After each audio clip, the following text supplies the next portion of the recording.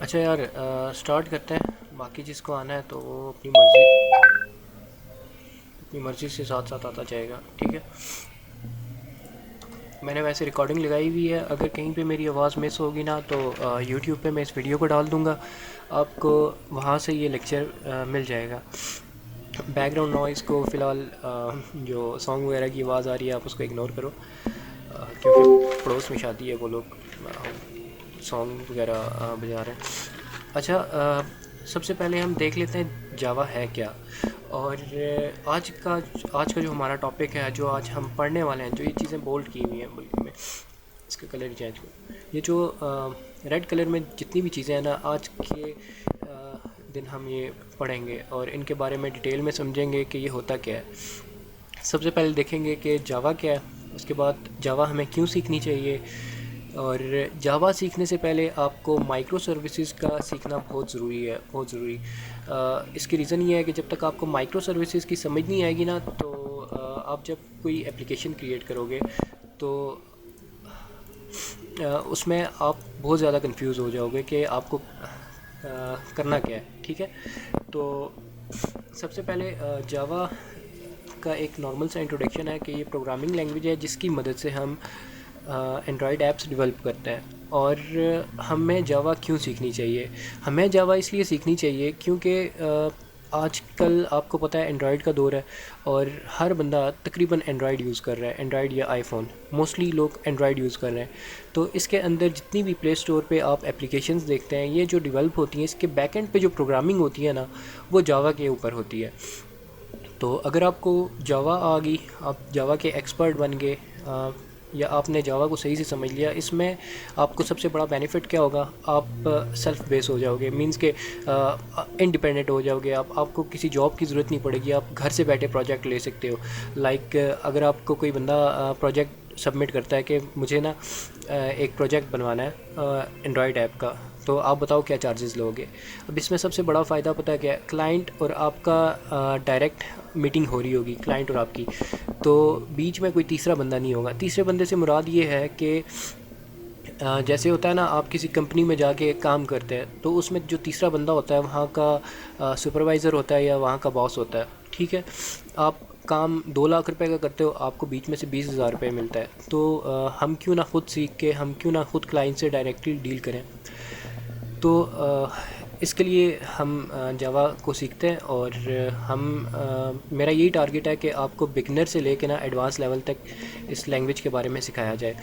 अच्छा, इसमें हम जो फाइनल प्रोजेक्ट्स बनाएंगे वो कुछ गेम्स होंगी, कुछ एप्लीकेशंस होंगी, जिनका हम मतलब डेली बेसिस पे ज़्यादातर यूज़ करते हैं।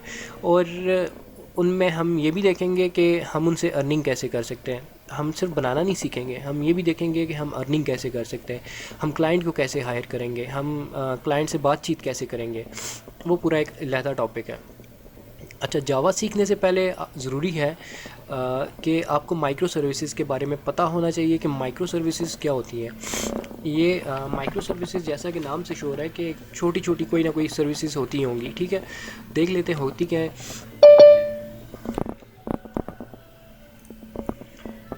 माइक्रो सर्विसेज जो हम ऐप्स, यानी कि जो एप्लीकेशंस हम पहले बनाया करते थे ना, उसका कोड काफ़ी बड़ा होता था, और सिंगल एप्लीकेशन हम डिप्लॉय करते थे सर्वर पर, जिसको मोनोलिक एप्लीकेशन बोलते हैं। ये चीज़ें साथ साथ नोट कर लेना। अगर आप नोट नहीं भी करते तो आपको मेरी वेबसाइट पे मिल जाएंगी, मैं वहाँ पे एम्बेड कर दूँगा आप सबके लिए, ठीक है। तो अच्छा, उसके बाद उसको बढ़ाने के लिए मतलब इस चीज़ से एरर को फाइंड करने के लिए और इस चीज़ को बढ़ाने के लिए हमें क्लस्टर इन्वायरमेंट में तब्दील करना पड़ता था, ठीक है। हमें इसको क्लस्टर इन्वायरमेंट में तब्दील करना पड़ता था। हम जितने चाहें क्लस्टर इन्वायरमेंट बना सकते थे। ये क्लस्टर इन्वायरमेंट या मोनोलिक एप्लीकेशंस जो हैं, ये हम तब डिस्कस करेंगे जब हम माइक्रो सर्विसेज को डिटेल में पढ़ेंगे, क्योंकि अभी हम सिर्फ और सिर्फ जावा को टच कर रहे हैं, और हम इसमें माइक्रो सर्विसेज इतनी ही पढ़ेंगे जितनी कि इस कोर्स से रिलेटेड हमें ज़रूरत होंगी, ठीक है। अच्छा,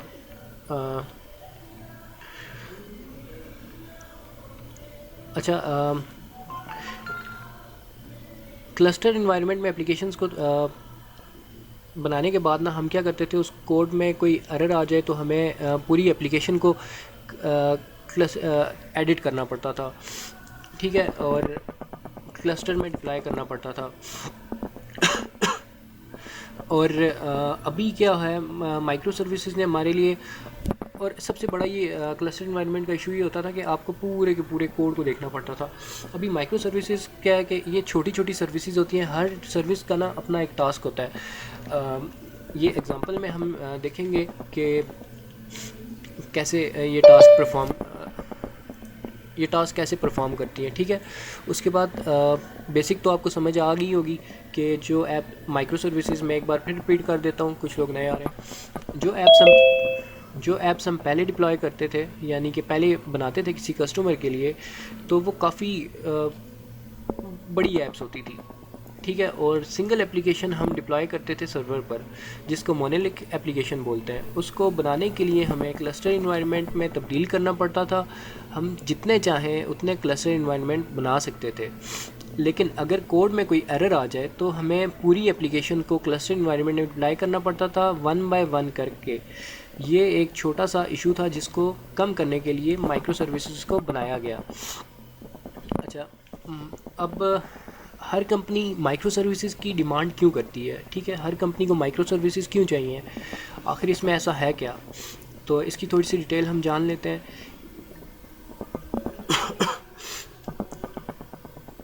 माइक्रो सर्विसेज में हम बड़े से बड़े सॉफ्टवेयर को या एप्लीकेशन को हम छोटी से छोटी सर्विसेज या कंपोनेंट में डिवाइड कर लेते हैं। जैसे कि मैंने एक सॉफ्टवेयर बनाया था, मैंने तो नहीं बनाया था, खैर मेरे एक दोस्त हैं, उनकी मदद से हमने ये एक सॉफ्टवेयर डेवलप किया था। तो इसमें जो, जैसा कि मैंने बताया ना कि छोटी छोटी सर्विसेज में हर चीज़ को डिवाइड कर लेते हैं। अब ये कंपनी का सॉफ्टवेयर था, ठीक है, उनकी रिक्वायरमेंट्स के मुताबिक बनाया गया था। तो इसको देख लेते हैं कि इस सॉफ्टवेयर की वर्किंग क्या है। पहले थोड़ा सा इसको समझ लेते हैं। सबसे पहले इसका डैशबोर्ड आ जाता है। अब इवन कि आप जब फेसबुक ओपन करते हैं ना, तो हर चीज़ का अपना एक डैशबोर्ड होता है। तो फेसबुक का डैशबोर्ड कुछ यूनिक है, इसका डैशबोर्ड कुछ यूनिक है। इसमें सबसे पहले चीज़ जो आपके पास शो हो रही होती है, यहाँ पे ये देखें, डेली सेल शो हो रही है, ठीक है। उसके बाद मंथली सेल, ईयरली सेल और बैलेंस। अब ये शो कैसे होगी? ये बैकएंड से प्रोग्रामिंग के थ्रू हमने इसको डिज़ाइन किया और इसको यहाँ पे शो करवाया। इसकी वर्किंग कुछ इस तरीके से है कि जब भी कोई डेली सेल होगी, ठीक है, जब भी कोई डेली सेल होगी तो उसकी जितनी भी अमाउंट होगी वो यहाँ पे ऑटोमेटिकली ऐड हो जाएगी डेली सेल वाले टैब में।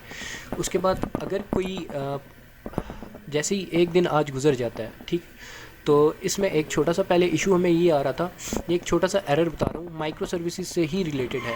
तो हमें इशू ये आ रहा था कि जब हम डेली सेल करते थे ना, अब डेली की सेल ये ऑटोमेटिकली डेली हर दिन की कैलकुलेट करता था।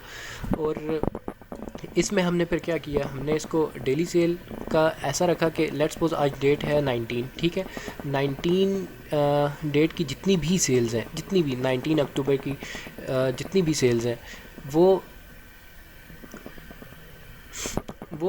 क्या होंगी, यहाँ पे ऐड होंगी। जैसे ही 20 अक्टूबर आएगा तो वो सारी की सारी जितनी भी अर्निंग होगी वो मंथली सेल में ऐड हो जाएगी, ठीक है। उसके बाद जैसे ही अक्टूबर से नवंबर शिफ्ट होता है तो वो सारी सेल ईयरली में आ जाएंगी। मैं जैसे ही 2021 से जो मतलब ये शिफ्ट होता है, सॉरी 2020 हम मूव करेंगे तो वो जितनी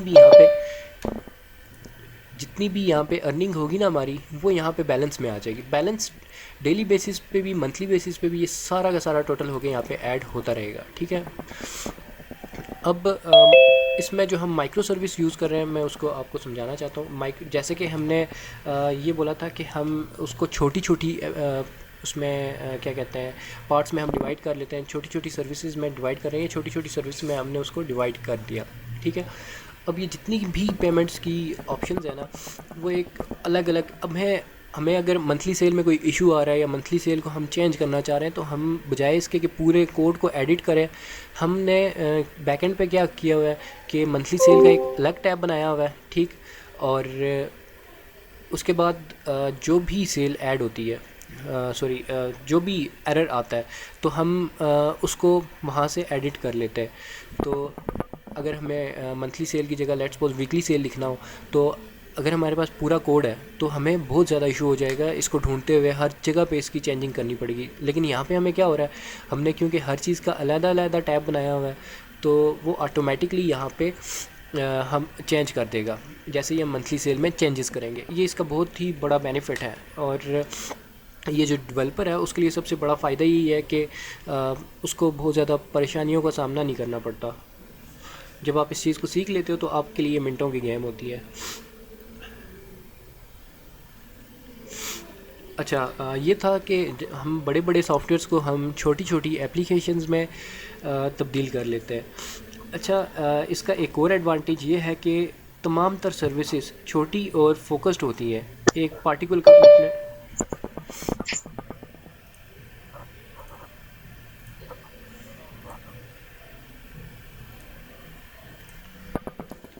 इसका सबसे बड़ा फ़ायदा ये है कि ये जितनी भी एप्लीकेशंस हैं ये छोटी छोटी सर्विसेज में सॉरी ये छोटी छोटी सर्विसेज में फोकस्ड होती हैं। जैसे कि हमने सिर्फ़ और सिर्फ इस ये छोटी सी एक सर्विस है ना, हमने इस सर्विस को फोकस्ड करना है तो हम इसी चीज़ पे फोकस्ड रखेंगे। इस पे करना है तो इसी पे, अगर इस पे ईयरली सेल पे करना है, बैलेंस पे करना है, बैलेंस में हम शो क्या करवाना चाहते हैं, इन सब का टोटल करवाना चाहते हैं, या टोटली जो हमारी सेल हो रही है उसके हिसाब से करवाना है, जो भी हम हमारी रिक्वायरमेंट हो। ठीक, तो ये चीज़ होती है इसमें।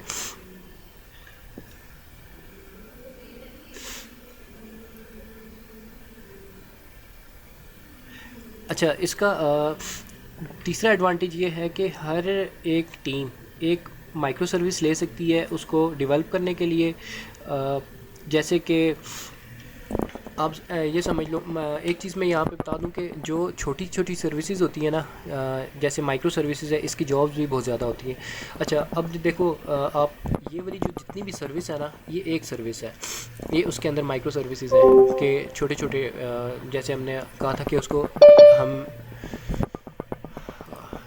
जैसा हमने पहले कहा था कि हम उसको छोटी छोटी सर्विसेज में डिवाइड कर लेते हैं। अब ये सर्विस कौन सी है, लेट्स सपोज बैकएंड पे हमने इसको नाम दिया हुआ है पेमेंट सर्विस। ठीक है, जो ये पेमेंट की सर्विस है ना, तो उसके अंदर ये उसकी सब सर्विसेज आ रही हैं, तो हमने इसको डिवाइड कर लिया। अब ये पेमेंट वाली सर्विस को हम उठा के पूरी एक टीम को दे सकते हैं कि भाई आपका ये काम है और आपने सिर्फ़ और सिर्फ इस सर्विस को मेंटेन रखना है।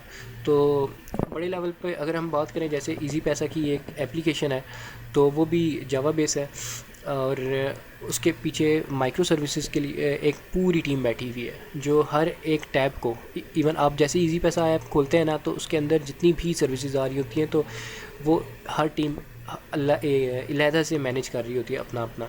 उसकी रीज़न ये होती है कि जब हर काम डिवाइड किया जाएगा तो एरर के चांसेस बहुत कम होंगे।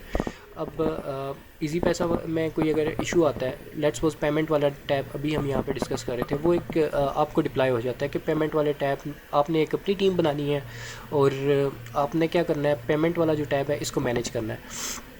आप क्या करोगे, अपनी टीम के अंदर 3 से 4 टीममेट्स ऐड कर लोगे या 1 से 2, तो उनको डिफरेंट टास्क दे दोगे।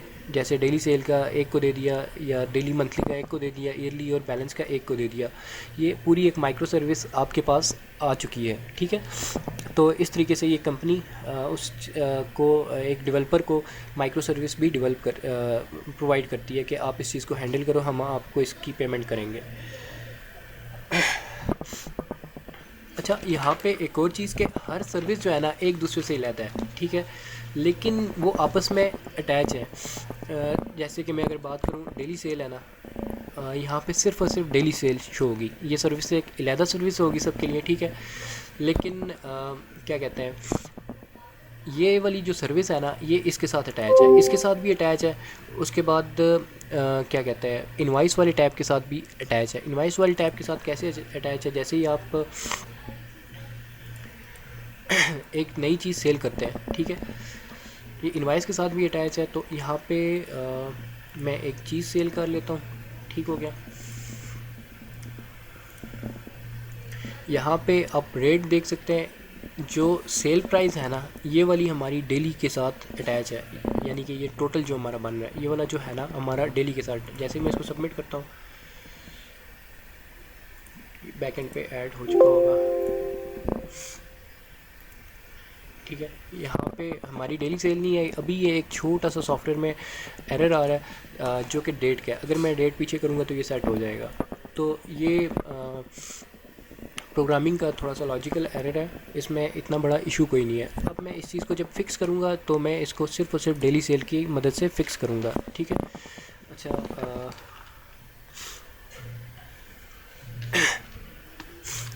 और दूसरा मैं कह रहा था कि ये हर सर्विस जो है ना एक दूसरे के साथ अटैच है, ठीक है। यहाँ पे आप देख सकते हैं कि इसकी मंथली सेल क्या है, ईयरली क्या है और बैलेंस क्या है। यहाँ पे ऑटोमेटिकली मंथली सेल आ गई। जब ये महीना चेंज होगा तो ये यहाँ से ज़ीरो हो जाएगी। अभी हम यहाँ से करके देख लेते हैं कि ये वाकई में ऐसे वर्क करता है कि नहीं।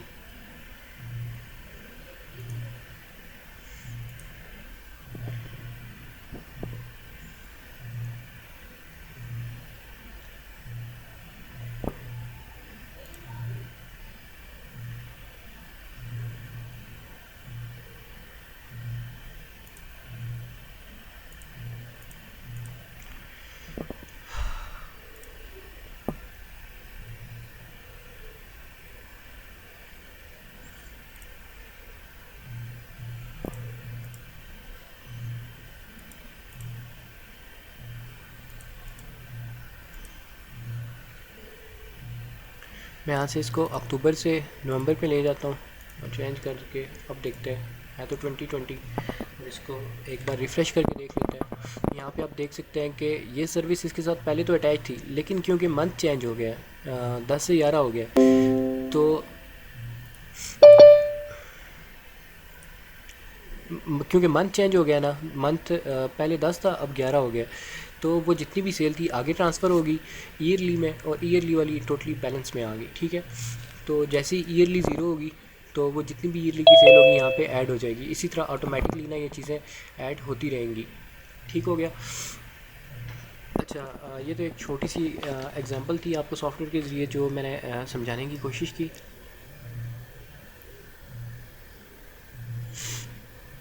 अच्छा, इसका दूसरा एक और एडवांटेज है कि अब जैसे कि हम अपनी सर्विस को बढ़ाना चाहते हैं, ठीक है, उसमें कोई चीज़ ऐड करना चाहते हैं तो वो हम अपनी मर्ज़ी से उसमें चेंजेस कर सकते हैं। जैसा कि अगर मैं एग्जांपल दूं आपको, इस सॉफ्टवेयर में एक चीज़ मिसिंग है, वो है रिटर्न का टैब। यानी कि अगर किसी ने कोई चीज़ यहाँ से परचेज़ की ना, ठीक है, तो अब वो कस्टमर आता है, आपने कई जगह पे देखा होगा कि आप कोई चीज़ परचेज़ करते हैं, दोबारा से जाके रिटर्न करते हैं, वो रिटर्न में डालता है तो आपकी इनवाइस जो होती है वो फाड़ के डस्टबिन में फेंक देता है। तो यहाँ से रिटर्न का ऑप्शन इसमें नहीं है, ठीक है। अब हम जब इसमें रिटर्न का ऑप्शन डालेंगे तो वो एक चीज़ मज़ीद एक्सपेंड हो जाएगी। तो ये चीज़ माइक्रो सर्विस के ज़रिए बहुत ही ज़्यादा आसान हो जाती है। हम क्या करेंगे, एक नया टैब ऐड करेंगे यहाँ पर साइड पे रिटर्न का, और उसको यहाँ पे लिंक कर देंगे। जितनी भी रिटर्न्स होंगी, जैसे कि यहाँ से डिलीट होगी तो वो यहाँ पे रिटर्न की हिस्ट्री में आ गई कि कितनी प्रोडक्ट्स आपकी रिटर्न हुई हैं, उन इनवाइस नंबर से आप उनको सर्च भी कर सकते हैं। ये फैसिलिटी अभी हमने इसमें डालनी है। ये कैसे पॉसिबल हुआ, अगर ये पहले वाला कोड होता जैसे कि पहले टाइम में यूज़ होता था तो हमें इसमें बहुत ज़्यादा मुश्किल का सामना आता कि हर कोड को लाइन बाय लाइन रीड करो, देखो कहाँ पे एरर है, फिर इसको कहाँ कहाँ अटैच करना है वगैरह वगैरह। अच्छा, एक और इसमें फैसिलिटी है कि आप लेट्स सपोज एक चीज़ है जो दूसरों तक नहीं पहुंचाना चाह रहे, जैसे कि यहाँ पे मैं आ जाता हूँ दोबारा से वर्ड फाइल में, ठीक, और वर्ड फाइल में आ गया मैं, ठीक है। और यहाँ पे एग्जांपल तो हमने कर ली, ठीक है। इसको मैं इसका कलर चेंज कर देता हूँ दोबारा से, सॉरी, ठीक है। अब जो नेक्स्ट चीज़ है वो है hide your original URL to user. User से अपना ओरिजिनल यूआरएल हाइड करें। इसकी रीज़न क्या आती है, क्यों आती है, पेश आती है कि हमें इस चीज़ को करना क्यों चाहिए। इस चीज़ को हमें इसलिए करना चाहिए कि इसमें स्कैमिंग के चांसेस बहुत कम होते हैं। लेट्स सपोज एक बंदा है आपकी वेबसाइट को वो सर्च कर रहा है, या आपका कोई भी लिंक है उसको सर्च कर रहा है। जैसे एक मैंने यहाँ पे हाइड यूर यूआरएल डाला है, इसमें मैं एक लिंक डाल देता हूँ। मैं कहता हूँ कि जो ओरिजिनल लिंक है वो ये हो। अच्छा आकिब भाई। जी जी। आकिब भाई, ये वीडियो लेक्चर जो कर रहे हैं आप? हाँ, मैं रिकॉर्ड कर रहा हूँ। अच्छा ठीक है, काइंडली कर लें, चलें बाद में ये। ठीक हो गया, मैं रिकॉर्ड कर रहा हूँ, इंशाल्लाह आपको मिल जाएगा यूट्यूब पे। Okay, thank you. ओके। अच्छा, मैं ये कह रहा था कि इसको ना हम रिप्लेस करते हैं किसी दूसरे यूआरएल से। रिप्लेस यानी कि चेंज करते हैं।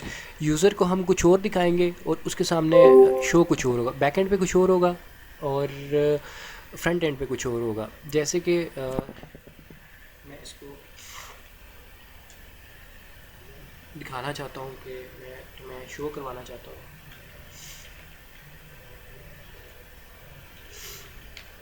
ये मैं ये चाहता हूँ कि ओरिजिनल हमारा ये जो वाला जो यूआरएल है ये हाइड रहे, ये यूज़र के सामने शो ना हो। लेकिन ये जब भी यूज़र सर्च करे तो उसके सामने कोई ना कोई यूआरएल तो शो होगा ना, ये वाला शो हो, ठीक है। इसका फ़ायदा क्या है कि आप स्कैमिंग से बच सकते हैं, आप हैकिंग से काफ़ी ज़्यादा सिक्योर हो जाती है आपकी एप्लीकेशन। तो इसलिए माइक्रो सर्विसेज में इस चीज़ को एम्बेड किया गया है। तो एक तो ये एग्ज़ाम्पल होगी और दूसरी एग्ज़ाम्पल प्रैक्टिकल लाइफ की है। आपने कुछ टाइम पहले देखा होगा कि कुछ टाइम पहले ना जितनी भी कंपनीज़ हैं उन्होंने क्या किया कि एक सर्विस मुतारिफ़ करवाई, डबल नंबर ऑफ़र। उसमें क्या होता था, आपसे वो कुछ चार्जेस ले लेते थे और चार्जेस लेने के बाद आपसे वो ये कहते थे कि हम आप उनसे ये कहते थे कि हमें एक और नंबर प्रोवाइड करो। और उससे होता क्या था, जब वो आपसे चार्जेस ले लिए उन्होंने, आपको आप सिम एक ही यूज़ कर रहे हो, उन्होंने आपको उसी नंबर पे एक और नंबर प्रोवाइड कर दिया। तो आप जब भी किसी को कॉल करते थे, ठीक है, जब भी किसी को कॉल करते थे तो आपका ओरिजिनल नंबर ये था, ठीक हो गया, ये वाला आपका था ओरिजिनल नंबर। और जो यूज़र के सामने यानी कि जिसको आप कॉल कर रहे थे तो उसके सामने आपका ये वाला नंबर शो हो रहा था, ठीक हो गया। तो इसका सबसे बड़ा फ़ायदा क्या होता है कि बार बार आपको कोई डिस्टर्ब नहीं कर सकता। लेट्स सपोज़ आपका एक बिज़नेस फ़ोन है, तो आप चाहते हो कि उसको हाइड रखो, लेकिन आप नए नए मोबाइल ख़रीदना नहीं चाहते। आप चाहते हो एक ही मोबाइल से मैं सारी चीज़ें मैनेज भी करूँ, मेरा रिकॉर्ड मेरे पास रहे। तो उसके लिए इन्होंने ये चीज़ मुतारिफ़ करवाई थी कि जब भी कोई बंदा इस नंबर से कॉल करेगा, जिस बंदे को कॉल कर रहा होगा उसके सामने ये वाला नंबर शो होगा।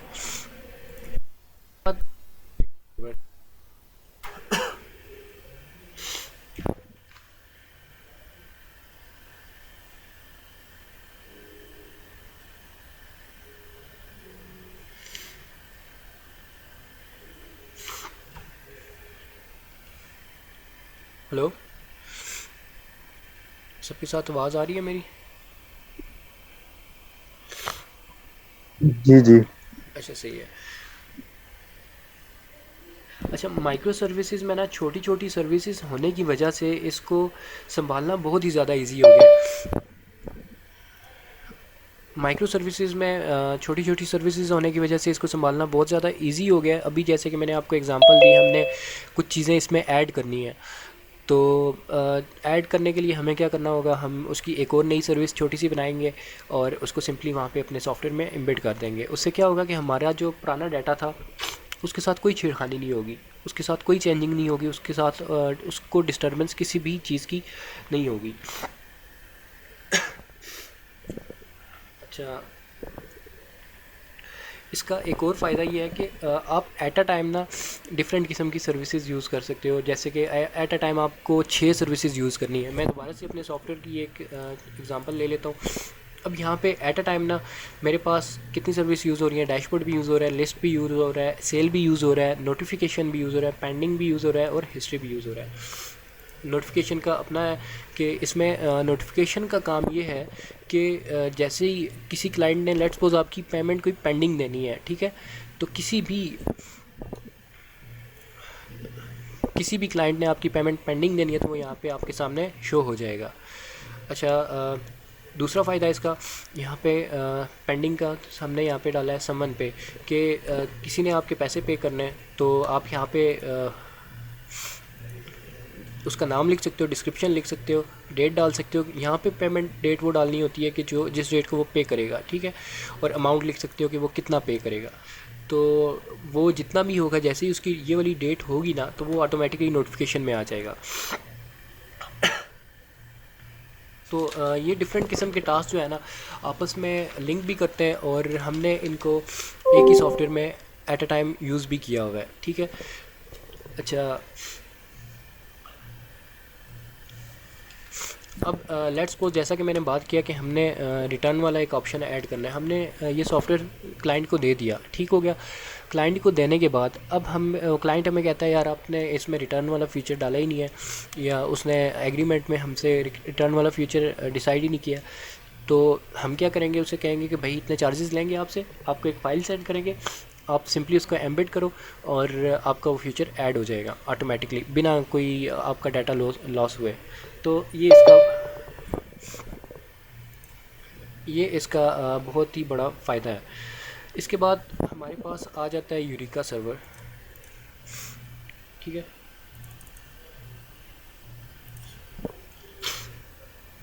यूरिका सर्वर को हम माइक्रो सर्विसेज का हार्ट भी कह सकते हैं, माइक्रो सर्विसेज का दिल भी कह सकते हैं।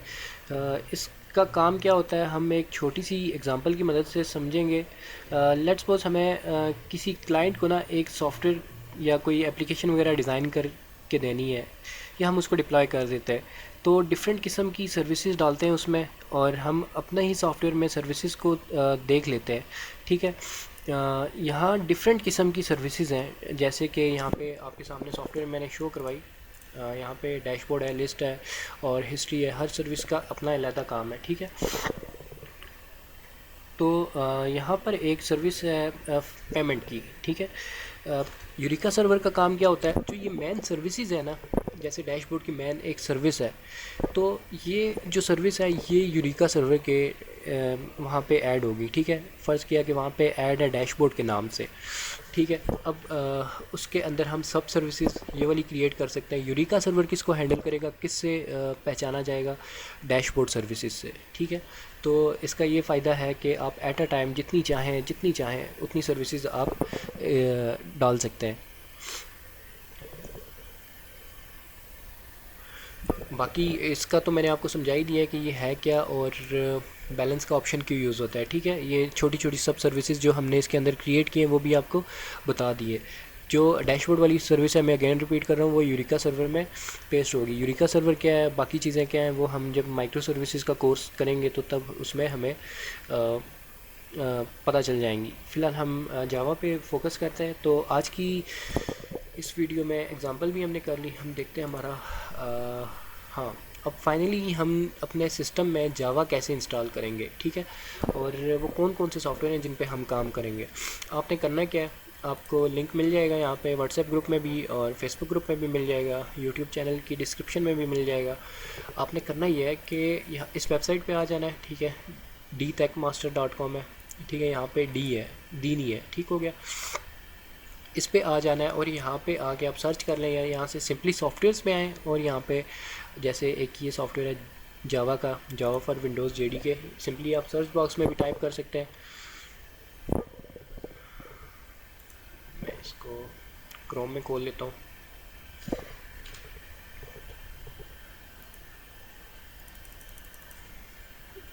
आई थिंक कनेक्शन का कुछ इशू आ गया।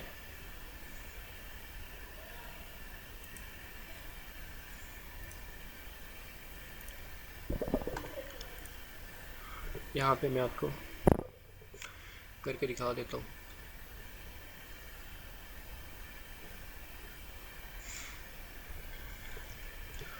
अच्छा, जैसे ही आप आते हैं ना सॉफ्टवेयर्स पे और जावा पे क्लिक करते हैं, तो आपके सामने ये वाला पेज लोड होगा, ठीक हो गया। जब आपके सामने ये वाला पेज लोड हो जाए तो आपने करना क्या है, यहाँ पे नीचे आना है। नीचे जो आपको ये वाली इमेज नज़र आ रही है, ठीक है, इसके नीचे यहाँ पे आप देख सकते हैं you can download the file in 34 seconds. ये टोटली 45 सेकंड का टाइमर है। तो ये जैसे ही टाइमर कंप्लीट होता है तो आप सिंपली इस पे क्लिक करके ना तो इस फाइल को डाउनलोड कर लेंगे। उसके बाद दूसरी जो फाइल आपने डाउनलोड करनी है वो है नोटपैड। मैं दोबारा से सॉफ्टवेयर में आ जाता हूँ, एप्लीकेशन सॉफ्टवेयर में आ जाता हूँ। एप्लीकेशन सॉफ्टवेयर में आने के बाद ना यहाँ से आप चाहें तो नोटपैड सर्च भी कर सकते हैं या यहाँ से ढूंढ भी सकते हैं। ये रहा, ठीक है। इसका भी सेम प्रोसीजर है, आप डाउनलोडिंग प्रोसीजर सेम है। यूट्यूब पे मैंने कुछ सॉफ्टवेयर डाउनलोडिंग की वीडियोस भी डाली हुई हैं, आप चाहें तो उसको जाके देख सकते हैं। तो यहाँ पे ये देख सकते हैं 45 सेकंड का जैसे ही टाइमर कंप्लीट होता है तो डाउनलोड लिंक अपीयर हो जाएगा। मैं ये देखें जैसे ही 45 सेकंड का टाइमर कंप्लीट होता है तो ये दो लिंक ये जो दो सॉफ्टवेयर हैं ये आपने डाउनलोड कर लेना है। और कुछ लोगों को इंस्टॉलेशन में भी मसला आ रहा था कि इसको इंस्टॉल कैसे करेंगे। तो सबसे पहले तो आप इसको डाउनलोड कर लें, क्लिक हियर टू डाउनलोड और यहाँ से डाउनलोड एनीवे पे क्लिक कर देना है। ठीक है, ये डायरेक्ट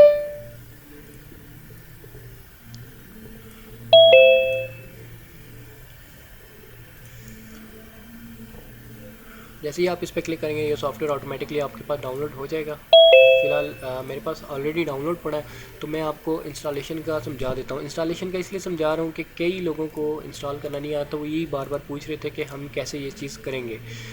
और नोटपैड का सॉफ्टवेयर तो आप सब तकरीबन ईज़िली इंस्टॉल कर लेंगे। यहाँ से आना है, जो फाइल आपने डाउनलोड की होगी आपने सिंपली रन एज एडमिनिस्ट्रेटर पे क्लिक करना है, यस, और देन ओके सिंपली इंस्टॉल कर देना है। ठीक हो गया। उसके बाद थोड़ा सा ट्रिकी है जावा का सॉफ्टवेयर। ठीक, जावा को आप सबसे पहले इंस्टॉल करते हैं अपने पास और उसके बाद आप क्या करते हैं उसको चेक करते हैं कि ये वाकई में इंस्टॉल हुआ है कि नहीं। उसके लिए आप क्या करेंगे, यहाँ पे सिंपली जावा पे आएंगे, रन एज एडमिनिस्ट्रेटर पे क्लिक करेंगे, देन यस।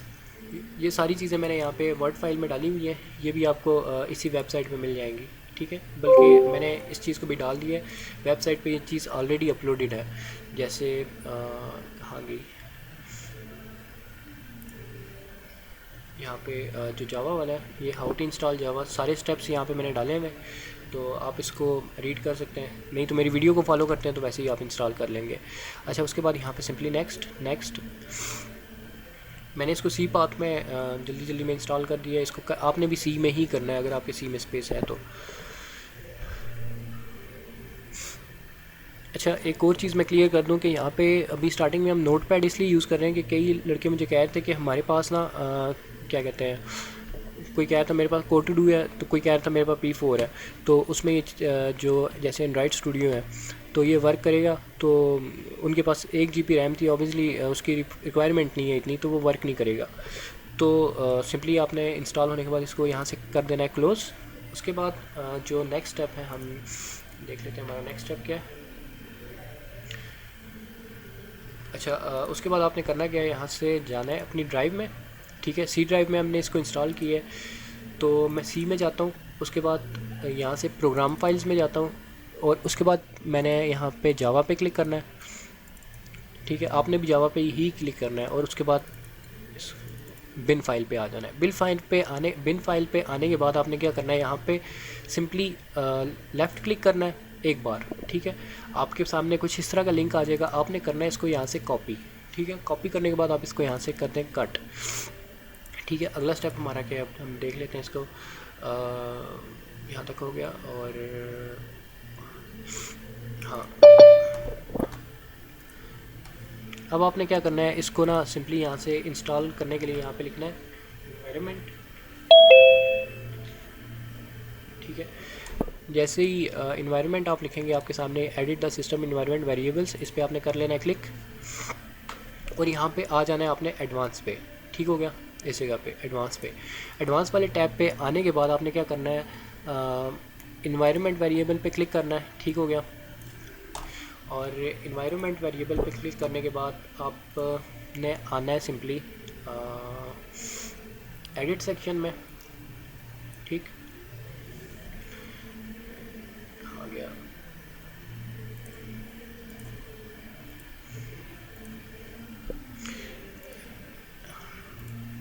सॉरी, सबसे पहले आपने क्या करना है, इसको स्क्रॉल डाउन कर लेना है और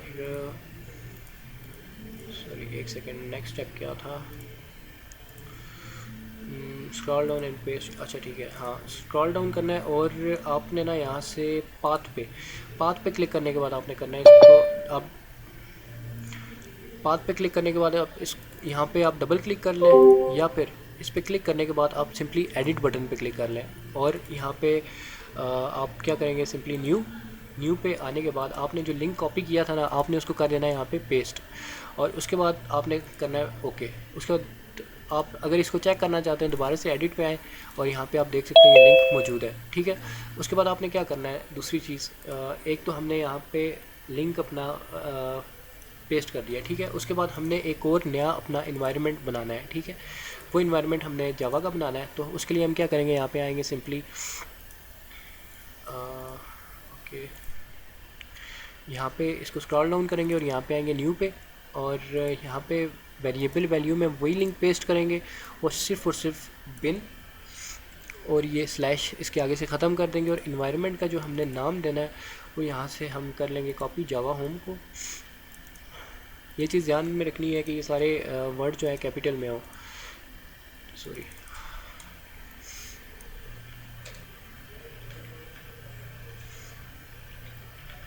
ठीक है, आपने एज इट इज़ इसको यहाँ पे ये देख लें जावा अंडरस्कोर होम, ठीक है, ऐसे ही लिखना है। लिखने के बाद इसको कर देना है ओके। इससे आपका फ्यूचर में कोई भी एरर नहीं आएगा जब आप अपने प्रोग्राम को टेस्ट कर रहे होंगे, रन कर रहे होंगे, और देन ओके, और फिर से इसको कर देना है ओके। तो इतना सा ये प्रोसीजर था, इसको हमने इंस्टॉल कर लिया। माइक्रो सर्विसेज के बारे में भी हमने देख लिया है कि क्या होती है। अब कल से हम जो काम करेंगे वो हम काम करेंगे प्रैक्टिकल, ठीक है। हम कुछ प्रोग्राम्स बनाएंगे जावा में और हम उनको इसी तरह हाँ, एक आखिरी काम रह गया, वो है कमांड प्रॉम्प्ट का। आपने दोबारा से स्टार्ट में आना है, आपने डायरेक्ट जाना नहीं है इसमें, आपने सिंपली यहाँ पे कमांड प्रॉम्प्ट पे आना है, राइट क्लिक करना है। राइट क्लिक करने के बाद आपने करना है रन एज एडमिनिस्ट्रेटर। डायरेक्ट आपने ओपन नहीं करना, मैं दोबारा से वार्न कर रहा हूँ। और इस पर आपने अब लिखना है यहाँ पे जावा वेरिएंट, ठीक है। सारे स्पेलिंग अब स्मॉल में लिखना है,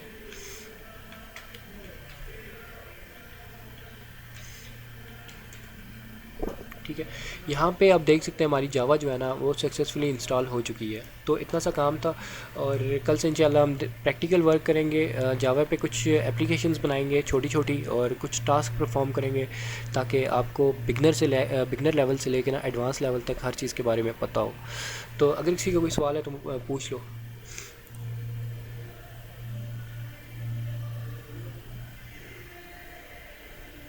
किसी का कोई सवाल है या मैं मीटिंग एंड कर दूँ? सबका माइक खुला हुआ है, किसी का माइक बंद नहीं है। यार इसकी आप वीडियो शेयर करेंगे? जी जी बिल्कुल, वीडियो मतलब आपको यूट्यूब पे भी मिल जाएगी, वेबसाइट पे भी मिल जाएगी, फेसबुक ग्रुप में भी मिल जाएगी, और क्या कहते हैं, व्हाट्सएप ग्रुप में बस वो लिंक जी जी, शेयर कर दीजिएगा। हाँ वो तो मिल जाएगी। इसके अलावा कोई क्वेश्चन है, कोई चीज़ समझ ना आई हो? नो, सही है। सही है, थैंक यू यार, आप कोई मसला नहीं। अप्रिशिएटेड आपका एफर्ट। नहीं, जज़ाकल्लाह, बस दुआओं में याद रखना। जी उस्मान, कुछ कहना चाहते हो आप? नहीं, बस इंशाल्लाह ये वीडियो लेक्चर देख के और खूब सुबह के क्वेश्चन करेंगे अच्छा, इंशाल्लाह। एक बात मेरे को बता दीजिएगा, ये जो आपने एक तरह से कोर्स स्टार्ट किया है, इसकी मतलब कितना टाइम ड्यूरेशन क्या होगा और इसकी क्लासेस कब तक होंगी, अच्छा, किस टाइम पे होंगी? इसका वैसे तो क्लासेस आज थोड़ी सी लेट हो गई थी, 15-1 मिनट। वो इसलिए कि एकदम से ना नेट का इशू आ गया था। जैसे ही मैं क्लास स्टार्ट करने लगा था, इंटरनेट का इशू आ गया था। तो मैंने जो टाइम रखा हुआ है ना वो तो 9:45 का है। तो वो इसलिए कि सब यही कह रहे थे कि हम ना 9 बजे के बाद फ्री होते हैं। तो 9:45 के बाद मैं अपनी भी थोड़ी यूनिवर्सिटी की स्टडी वगैरह करता हूँ, और इसके लिए भी टाइम निकालता हूँ। सॉरी, 9:45 कह गया हूँ, तकरीबन 12 के बाद मैं थोड़ा सा यूनिवर्सिटी की स्टडी करता हूँ। तो उससे पहले पहले मेरे जहन में यही था कि 9:45 टाइम बिल्कुल परफेक्ट टाइम है, क्योंकि अभी भी कई लोग कह रहे थे हम ज्वाइन नहीं कर सकते, लेकिन उनको एज अ वीडियो लेक्चर उनको ये चीज़ मिल जाएगी। सही है। नहीं, मैं मतलब है, अगर आपका ये जो कोर्स है आपने स्टार्ट किया, मतलब सही। इसकी क्लासेस डेली होंगी या वीकली नहीं नहीं नहीं, बेसिस पे, और डेली। कितने टाइम तक चलेगा, मतलब सही, मैं डेली, और कितने टाइम तक चलेगा अंदाजन? डेली कोई होंगी। एक अंदाजा कि ये टू? सही, अच्छा, एक चीज़, डेली क्लासेस होंगी, और संडे वाले दिन ना आपको साथ साथ कुछ असाइनमेंट्स दी जाएंगी। अभी भी मैं ग्रुप में सबमिट कर दूंगा जो मैं अपने पास से बना सकता हूँ। तो वो आप असाइनमेंट संडे को आप इजीली करके सबमिट करवा देंगे। कोई इतना मतलब मुश्किल काम नहीं होगा, जैसे फिल इन द ब्लैंक्स होती हैं ऐसी होंगी।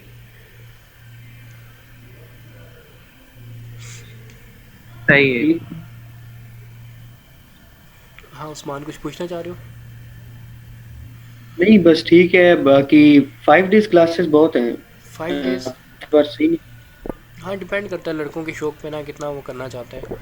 बाकी 2 दिन वो प्रैक्टिस के लिए भी रख लें तो इनफ है। हाँ, क्योंकि आपको भी पता है यूनिवर्सिटी का काम ज्यादा हो जाता है, फिर इधर से भी करना है। हाँ बिल्कुल, कोई इशू नहीं है। चलो ठीक है, फिर मैं मीटिंग एंड कर रहा हूँ। अल्लाह हाफिज़। और बाकी जो भी चीज़ें होंगी हम इंशाल्लाह ग्रुप में डिस्कस कर लेंगे, मैसेज पे डिस्कस कर लेंगे। ठीक है भाई। ठीक है, अल्लाह हाफिज़। अल्लाह